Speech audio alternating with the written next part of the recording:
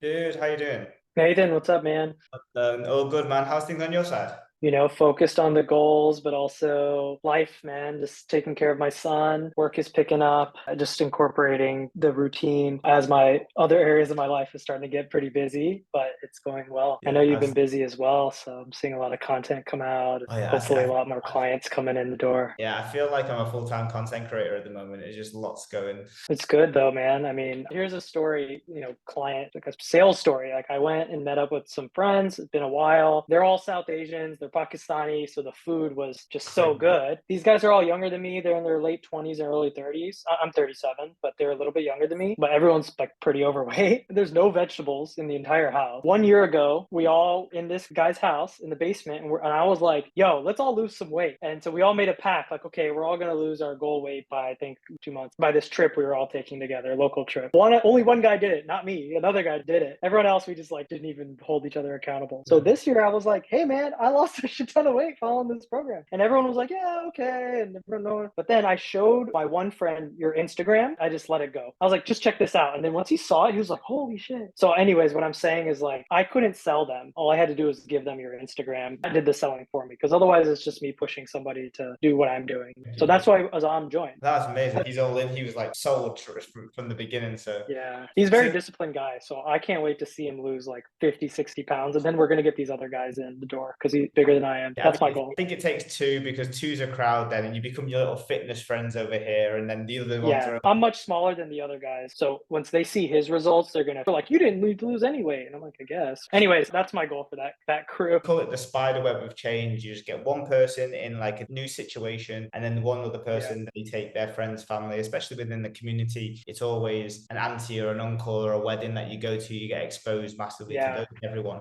We'll infiltrate through the wives. Everyone's married. So my wife and now the other wife should hopefully infiltrate to the other husbands. It's always the wife nagging, and you've got no choice. It's done.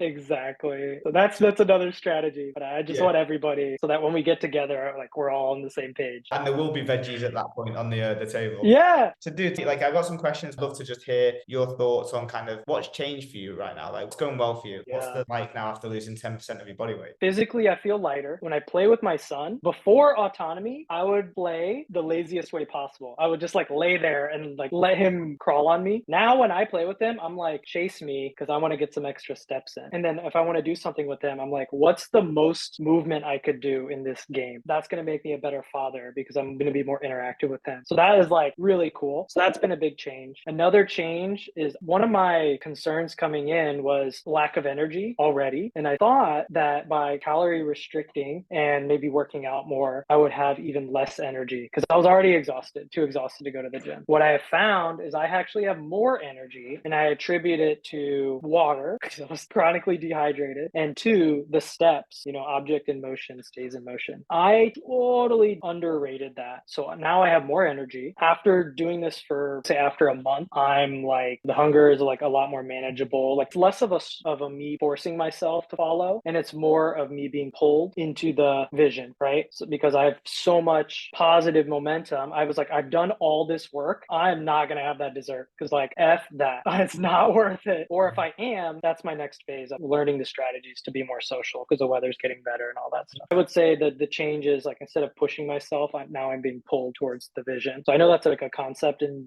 personal development, but I'm like feeling it really hard, which is like totally night and day difference before starting. That's a really good concept. I've never heard it explained that way before, and it makes total sense of how that the case. What is that vision then? Like, I know that when you set out, you want to be a better role, lose weight, get more energy, but like, what are you pulling yourself towards? My basic goal was to lose some pounds to hit a number that was reasonable. Realistically, it was 5 kgs, 10 pounds. The goal was 8 kgs, and I was like, that's a stretch goal. Now I hit that. My goal is another 5 kgs, and then let's just see what happens. If I like it, I keep going. If I don't, maybe it's fine. So my vision for myself is bigger than what I thought possible. So that's what that is. Secondly, I see myself back to where I wanted to envision myself. Like I'm a fit person. So my identity has gone to where I wanted to be. So now I make choices with that identity. So my vision is like, I'm a fit person, so I go for walks. I'm a fit person, so I choose the salad. I'm a fit person, I hit my workout. I worked out 3 times a week, the entire plan. I've hit my steps every single day. It's non-negotiable for me because now that's my identity. And if I don't do it, then I'm not a fit person. And I'm like, no, that's who I am now. I see the same way, like in a different context altogether. I started golf maybe 6 months ago, and I've got the illusion now that I'm a full-time golfer. I get all the gear, I wear all the stuff, but that's all your way to galvanize your mindset, to take things serious, to step into the right things, to go more consistently, to be pulled towards the golf course, for me anyway. If you don't identify with it, it's over there somewhere. But if you identify with it, it's you. And people that they probably identify as a big person, a big eater, a big boozer, big drinker, and it's almost like detaching away from that side into this one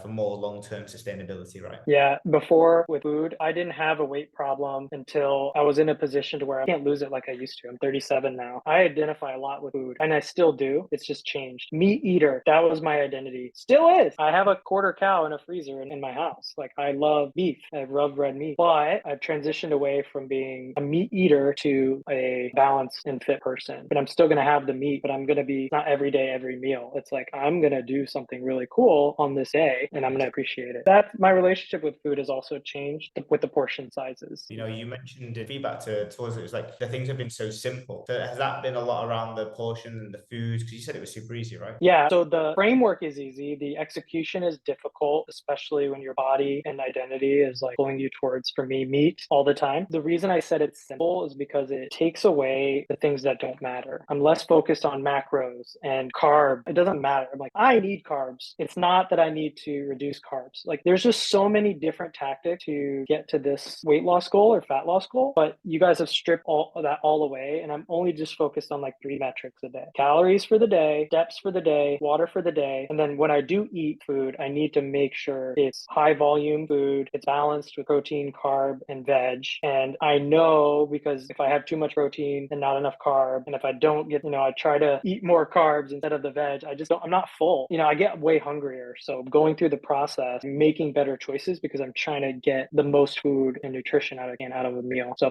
that's the simplicity. Like, I don't try to like work out fasted. If it happens, great. If it doesn't, great. I don't care. I don't care about what I eat before and after the gym. I'm not trying to time things. I'm not worried about keto and ketosis. It's too complicated. Go for a walk. We've distilled like 12 years of trial and error into like this funnel of like, if you do these like 3 or 4 things, you don't have to worry about the rest of it for fat loss specifically. It's just people like detail and they like fancy things. They hold on to things because they think there's a magic bullet or a golden bullet to this the game. And actually, the golden bullet is boring, or that is just the baseline stuff. It's just done better than what it was done before. And I don't have to worry about all the calculations, and also just getting distracted by social media. Like, now when that content comes in, I'm just like, I got my plan. I don't need this extra information, and I can actually move on with my day.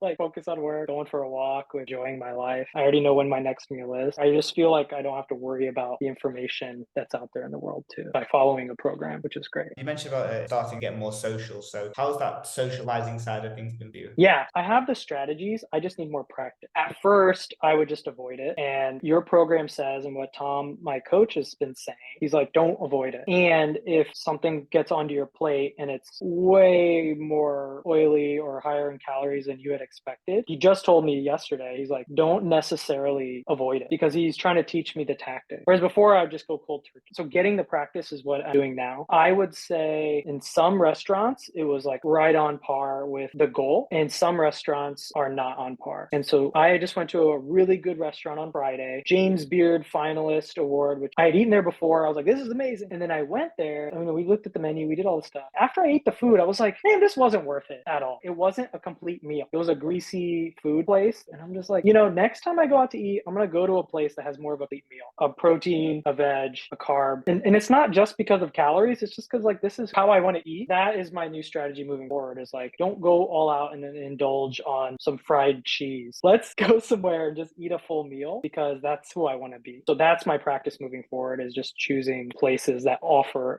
a complete meal, and then use the tactics around calories, steps. I'm getting better at that. So you mentioned about that you would just like go cold turkey. Like, what in your thought process was like cold turkey is the best way to go? Because I know it's achievable, right? Remove all distraction. It's just easier. Say no to everything. I would actually still recommend that for the first few weeks, but that's not going to be a sustainable long-term thing. And so now that I've done it a couple times, I see the benefit in not going cold turkey. Because what happens is the first day I go out with friends and they have a bunch of pizza boxes, I won't know what to do. And I'll either be really nervous and upset because I ate or didn't eat the food. There's no in between. But now I know how to make the choice and still feel good about it. So that's what I need more practice with. And that's what I'm committed to doing, going out to eat, but planning it before I just do it every day, right? So there's a few things in there. One is like a season of no is really important. As we were saying before, separate all the information and just focus on things that you need to. So saying no to a few socials so that you can get things in line and you know that you're moving in the right direction with all the variables in place is really good. And it allows you to teach yourself the word no, which is also really important for most things in life. Second part is like the reason why you want to go to them is always in 20 years time, you're going to be going for dinner and you want to know what to do, when to do it, and how to do it so that whatever results you do get any time in place, you're going to keep them. But the reason why socials are so people need most practice is because they come with an emotional kind of fly, because most people have that food is family, it's emotional, it's enjoyable, it's a celebration. Food has been there when in the darkest times or the greatest times, and just rewiring those particular behaviors. Most people just go with whatever the table's doing. That's obviously not always the best thing for fat loss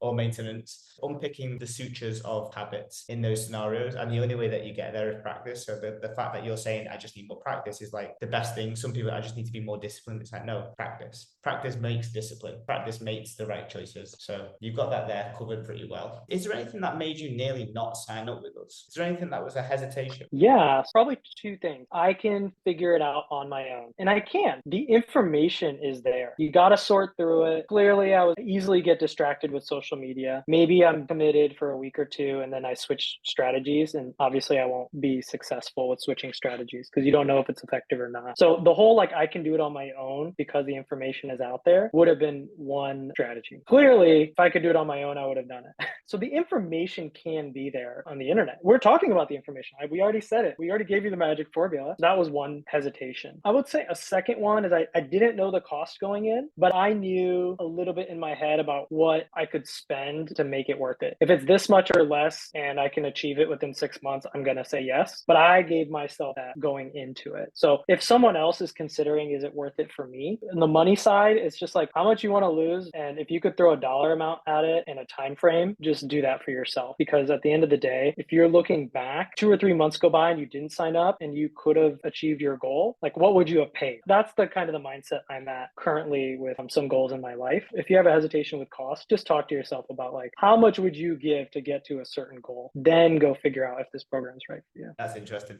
Is there a numerical value on the change that you've had? You mentioned playing with your little one, like the laziest play ever versus now the chase. Yeah, I don't, there's no numerical value. Obviously, it can't be something you can't afford. So everyone has their own dollar amount and budget. Everyone's got their own circumstances. If you've got money in an account or you have money coming in from your job that is extra cash, either through savings or going out to eat budget, let's say, if you just allocate it towards the goal, I would consider the money part of it. The value that I've gained, it's not measurable because it's almost like I've gone from downward trajectory, a downward spiral in terms of weight gain, stress, less energy for my family, less energy for work, less energy for my health. So that downward spiral, I could see like 10 more years of this is like not good. I'm on the upward spiral or the upward momentum. And it's just like, I feel like the gain in my health, as well as the gain in my areas of my life, relationships, work, career, promotions, job, I feel like I'm going to gain so much because of the fitness part of my life. So how do you put a value on that? You spend a few $1,000s and you have more energy and you get a promotion. What is that? 5x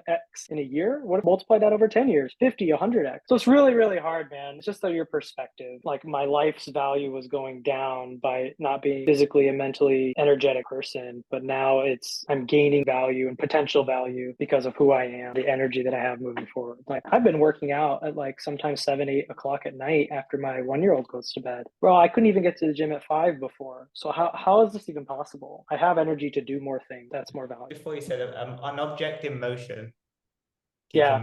Object in motion stays in motion, right? It's the law of inertia. And I really undervalued that. If I'm tired, I drink some water and go for a walk and do some jumping jacks, and I've got some more energy. It's just insane what you learn by just going through the daily steps. I always ask this everyone about this who are not in like the maintenance phase yet, or they've not learned the maintenance side of it as opposed to just the fat loss side of things. Like, what do you think is the biggest apprehension about like after the diet? Like, do you ever think about, oh, how am I going to sustain this? Like, what happens in 6 months' time? Do you feel that those concerns? Yeah, and they came up a lot in my head in the first month. Lately, I've sort of just let it go a little bit more, but it has been a big thing I've been thinking about and a big concern. And it still is. Where I'm at right now, when I think about maintenance and long term, I'm still going to measure my food only because that's what I know today. That might change, obviously, when I learn the skills, but that's like I need the guardrails still. So I'm not ready for maintenance on my own. I'm thinking about, can I trust myself? Right now, I'm going out, let's say once every couple weeks for dinner, and I'm pre-planning everything. In the future, I may go out 2 or 3 times a week, unplanned. Am I going to be able to handle it then? Other days going to be up for it. And then I'm like, do I got to walk in 10K steps a day forever? But then yesterday I walked 12K and it was not a planned day and I still hit it. So now I'm like, okay, I'm just going to do it. But anyway, so these are all the concerns. Like, I don't know necessarily, but I do know that if I continue to plan, like I have trust in the program and the coach, that now I'm a little bit less concerned about what's to come, even though I'm not in that stage yet. It's like reading a book and skipping to chapter 12 and just seeing a few bits in it and then going back to chapter 2 again. Like, everything you have right now is for the place that you want to be right now and the person you want to become. When you become that person, there'll be a new playbook, a new filtered down version of maintenance that you'll still be probably focusing on 2 to 3 things, but there'll be two to three things that are different. And then all that information or the worry will go away, because a lot of people don't trust themselves for a long time. When they've failed so many times before, they've been on diets, they say they're going to do it, they just build up a belief that, oh, it's all going to go to shit. And then when they finally practice and you get their repetitions of staying in shape or doing the things you said you were going to do, you build like that self-efficacy and trust that only comes with time and obviously evidence as well. Yeah, basically I'm looking at it. Before it was worry about how the day's going to go, can I do it? To now it's like, when it comes, I've got the people and the system in place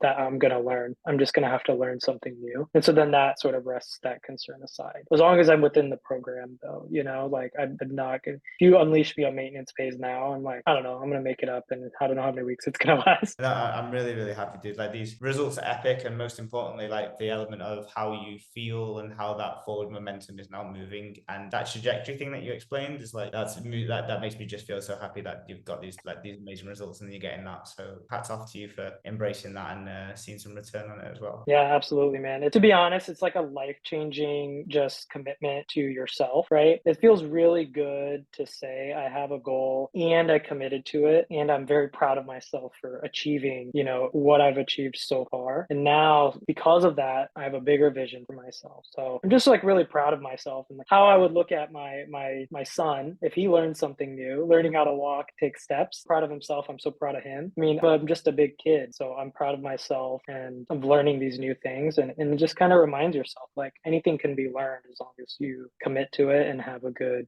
teacher and commitment. So I'm super happy. I'm super proud of you. Like, being happy in yourself and being like that person that you feel proud of yourself is like the biggest gift that you can give yourself. Especially, we forget how important it is to give ourselves a pat on the back sometimes as well. For sure. It's so nice to hear your story. Really nice. So, yeah, thanks for making the time, man. Thank you, man. It's great to hear. I'm so happy that you're happy, and like, I'm so glad that you're proud of yourself as well, and just epic results. Keep on going out. Awesome, man. Thanks. Keep it up, man. Appreciate it.